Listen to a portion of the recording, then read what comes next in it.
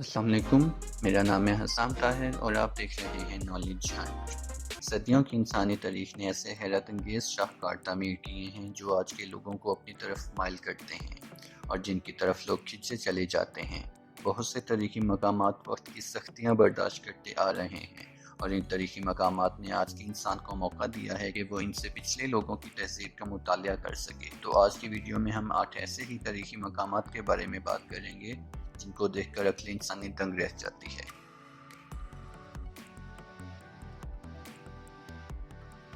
Machu Picchu امریکہ کے شہر پیرو میں اینڈیز ماؤنٹین پر واقع ہے۔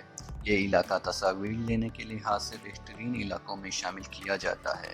اس شہر کو انکا تہذیب کے گمشدہ شہر کے حوالے سے بھی جانا جاتا ہے، جو کہ 150 سے زائد عمارتوں پر مشتمل ہے۔ آرکیولوجسٹ کے مطابق اس شہر کی بنیاد 1438 BC میں رکھی گئی تھی، جو کہ 1472 میں مکمل ہوئی۔ اس شہر کے بارے میں کہا جاتا ہے کہ اس شہر کو 15 سینچری میں ویران چھوڑا گیا تھا جب اس تہذیب پر ہسپانوی فوجیں حملہ آور ہوئی تھی۔ یہ شہر صدیوں سے ویران ہونے کی وجہ سے آہستہ آہستہ دنیا کی نظروں سے اوجھل ہو گیا، جسے 1911 میں ہائرم بنگم نے دریافت کیا۔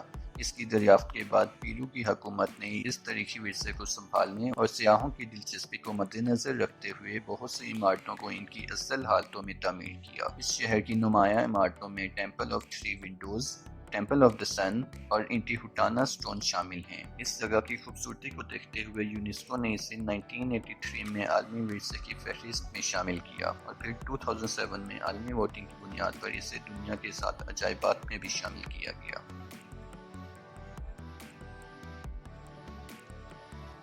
پیٹرا شہر جارڈن میں واقع ہے۔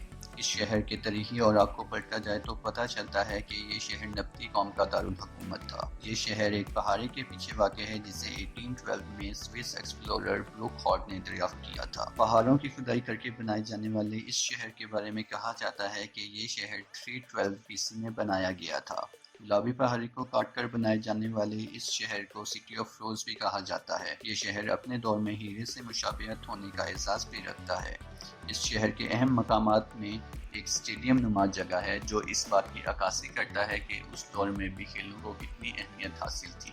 اس کے علاوہ ایک ڈیم بھی موجود ہے جس میں بارش کا پانی جمع کیا جاتا تھا۔ 363 AD میں آنے والے مسلسل زلزلوں نے اس کی عمارتوں کو بہت نقصان پہنچایا اور پھر یہ شہر زمانے کی لپٹوں میں آ کر دنیا کی نظر سے اوجھل ہو گیا۔ کہا یہ جاتا ہے کہ ابھی تک اس شہر کا صرف 15% حصہ دریافت کیا گیا ہے۔ ماہرین کے مطابق اس شہر کی تعمیر کے لیے اس وقت کے ماہرین کے فن کا سہارا لیا گیا تھا۔ 1984 میں اس شہر کو یونیسکو نے عالمی ورثے کی فہرست میں شامل کیا۔ اس شہر میں موجود عمارات کو دیکھ کر انسانی عقل دنگ رہ جاتی ہے اور یہ سوچنے پر مجبور ہو جاتی ہے کہ اس وقت کے انسانوں نے اس شہر کی تعمیر کو کیسے ممکن بنایا ہوگا۔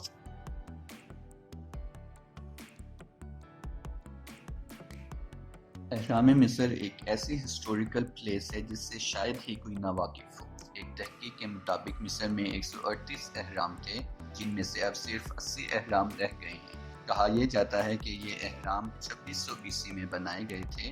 ان اہراموں کی تعمیر اب تک ایک مسٹری ہے، کیونکہ اب تک کوئی نہیں جانتا کہ یہ اہرام کیوں بنائے گئے تھے۔ کہا یہ جاتا ہے کہ اس وقت کے لوگ اپنے بادشاہوں کو ان اہراموں میں دفن کیا کرتے تھے، کیونکہ ان کا خیال یہ تھا کہ ان کے بادشاہ کچھ عرصے بعد پھر سے زندہ ہو جائیں گے، اور اسی لیے وہ اپنے بادشاہوں کے ساتھ ہی کھانے پینے کی اشیاء اور ان کے زیورات بھی دفن کیا کرتے تھے۔ The great pyramid of Khufu, جسے دی گریٹ پیرامڈ آف گیزا بھی کہا جاتا ہے، یہ دنیا کا ایک ایسا عجوبہ ہے جو کہ کئی سال گزرنے کے بعد ابھی تک اپنی اصل حالت میں موجود ہے، جس کی بلندی 482 فیٹ تھی جو کہ اب 450 فیٹ رہ گئی ہے۔ ان اہراموں کے بارے میں یہ بھی کہا جاتا ہے کہ یہ اہرام شمال، جنوب، مشرق اور مغرب کی ڈائریکشنز کے حساب سے بالکل پرفیکٹ ہیں، اور ان کی بناوٹ کو دیکھ کر انسان حیران رہ جاتا ہے کہ کس طرح پتھروں کو جوڑ کر ایک عظیم الشان اہرام کھڑا کیا گیا۔ اس کے کچھ ہی فاصلے پر ایک مجسمہ موجود ہے جسے سفینکس کہا جاتا ہے۔ اس مجسمے کا سر انسان اور دھڑ شیر سے مشابہت رکھتا ہے۔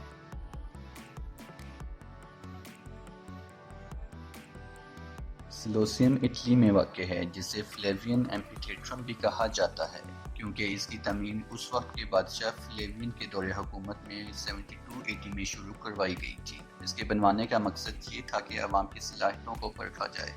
سلوسیم میں بہت سے اقسام کے مقابلے منعقد کروائے جاتے تھے، جن میں سے گلیڈیٹر کانٹیسٹ بہت مقبول تھا۔ اس مقابلے میں غلاموں کو آپس میں ہتھیاروں سے لڑوایا جاتا تھا، اور یہ مقابلہ اس وقت تک ختم نہیں ہوتا تھا جب تک ان میں سے کسی ایک کی موت نہ واقع ہو جائے، اور جیتنے والے کو گلیڈیٹر کا خطاب دیا جاتا تھا۔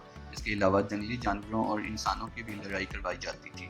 سلوسیم میں 80,000 لوگوں کے بیٹھنے کی جگہ تھی، اور ہر کوئی اپنے مرتبے کے حساب سے بیٹھتا تھا۔ اس کی بیسمنٹ میں 32 دروازے تھے جو کہ سلوسیم میں کھلتے تھے۔ سلوسیم میں ہی پہلی بار لفٹ سسٹم متعارف کروایا گیا تھا، جو کہ جانوروں کو اوپر لے کر آنے کے لیے استعمال کی جاتی تھی۔ آپ میں سے بہت سے لوگوں نے اسپارٹیکس جیسے سیزنز میں گلیڈیٹر کانٹیسٹ کا منظر تو دیکھا ہوگا، جس میں دو لوگوں کو لڑوایا جاتا تھا اور ہارنے والے کو موت کی سزا دی جاتی تھی۔ اس لوسے میں کل 4 لاکھ لوگوں کی موت ہوئی تھی، اور بہت سے جانور بھی موت کے منہ میں چلے گئے تھے۔ رومن سلطنت کے زوال کے ساتھ ہی سلوسیم کا بھی زوال شروع ہو گیا، اور 15 سینچری میں آنے والے مسلسل زلزلوں نے سلوسیم کی بنیادوں کو بہت نقصان پہنچایا۔ اس کے بعد 1980 میں یونیسکو نے سلوسیم کو عالمی ورثے کی فہرست میں شامل کیا۔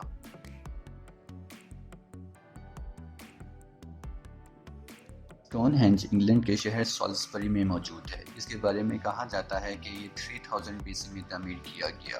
اس کے بارے میں یہ کوئی نہیں جانتا کہ یہ پتھروں سے بنا وسیع قلعہ نما دائرہ کس نے بنایا، اور ان 25 ٹن وزنی پتھروں کو یہاں کون لایا۔ ان پتھروں کے بارے میں کہا جاتا ہے کہ اس کے اندرونی گھیرے میں موجود بلو پتھر ویلز میں موجود ایک پہاڑی سے لائے گئے تھے، جبکہ بیرونی گھیرے میں موجود سارسن پتھر سالزبری سے ہی لیے گئے تھے۔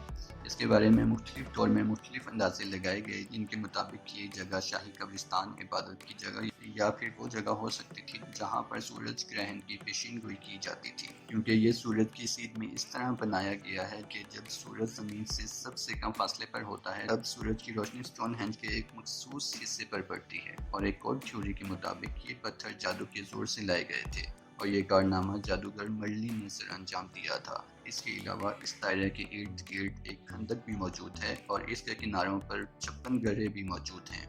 1986 میں یونیسکو نے اسے عالمی ورثے کی فہرست میں شامل کیا تھا، اور اب ان دائروں کے گرد فینسنگ کی جا چکی ہے تاکہ کوئی بھی اس کے اندر نہ جا سکے۔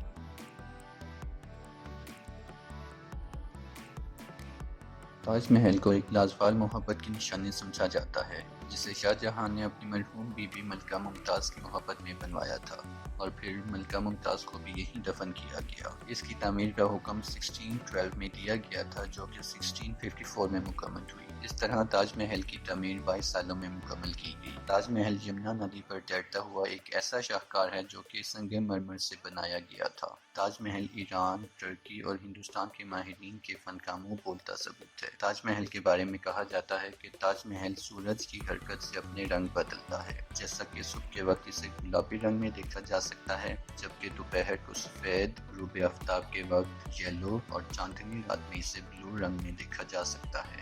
1983 میں یونیسکو نے اسے عالمی ورثے میں شامل کیا، اور پھر اس کے بعد اسے دنیا کے 7 عجائبات میں بھی شامل کیا گیا۔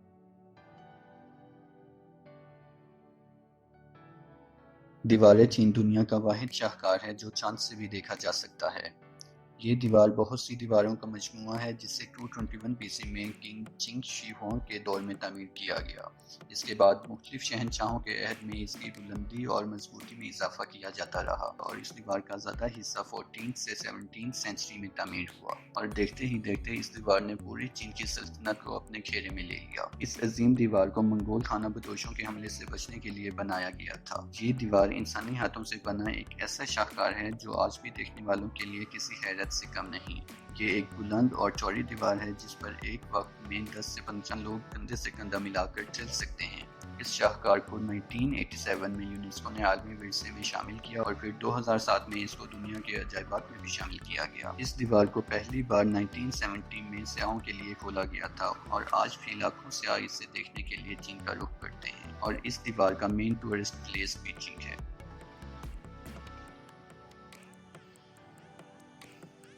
ایسٹر آئی لینڈ چلی کا ہی ایک آئی لینڈ ہے جو چلی سے 3500 کلومیٹر کی دوری پر واقع ہے۔ اس کو راپا نوئی کے نام سے بھی جانا جاتا ہے۔ ایسٹر آئلینڈ پر والکینک ایشز سے بنائی گئی مورتیاں موجود ہیں جو کہ پورے آئلینڈ میں پھیلی ہوئی ہیں اور جن کی تعداد 887 ہے۔ ان مورتیوں کی خاص بات یہ ہے کہ ان کا صرف سر دکھائی دیتا ہے۔ اس کے علاوہ کچھ ایسی بھی مورتیاں پائی گئی ہیں جو سمندر کے کنارے پر کھڑی کی گئی ہیں، جن کا چہرہ سمندر کی طرف ہے، اور کہا یہ جاتا ہے کہ ان کو گارڈ کے طور پر اس آئلینڈ کی حفاظت کے لیے کھڑا کیا گیا تھا۔ ان مورتیوں کو موآئی کہا جاتا ہے۔ اس آئلینڈ کے بارے میں کہا جاتا ہے کہ یہاں آبادی کا رجحان 1 سے 10 سینچری کے درمیان میں ہوا۔ 5 اپریل 1722 میں ایسٹر کے دن ایک ڈچ ایکسپلورر جیکب نے اتفاقاً اس آئلینڈ پر قدم رکھا اور اسی وجہ سے اس کا نام ایسٹر آئلینڈ رکھا گیا۔ ابھی تک اس آئلینڈ کے رازوں سے پردہ نہیں ہٹ سکا۔ اس کے علاوہ ان مورتیوں کے سروں کے نیچے کھدائی کرنے پر زمین میں ان کی باڈی بھی پائی گئی، جس نے ماہرین کو بھی حیران کر دیا کہ آخرکار ان مورتیوں کو مٹی میں دبانے کا کیا مقصد تھا اور ان مورتیوں کو ایک جگہ سے دوسری جگہ کیسے لے جایا گیا ہوگا۔ اس کے علاوہ یہاں رہنے والے لوگوں کے بارے میں قیاس رائے کی جاتی ہے کہ یہ لوگ آپس میں لڑ کر ختم ہو گئے اور ان کی بنائی گئی یہ مورتیاں اب تک انسانوں کو حیران کیے ہوئے ہیں۔ اس کے علاوہ 1995 میں یونیسکو نے اسے عالمی ورثے کی فہرست میں شامل کیا تھا۔ تو اگر آپ کو میری ویڈیو اچھی اور انفارمیٹیو لگی ہے تو لائک اور سبسکرائب کریں اور بیل کے آئیکن پر کلک کر لیں تاکہ آپ کو میری ہر نئی آنے والی ویڈیو بآسانی ملتی رہے۔ ملتے ہیں اگلی ویڈیو میں۔ اللہ حافظ۔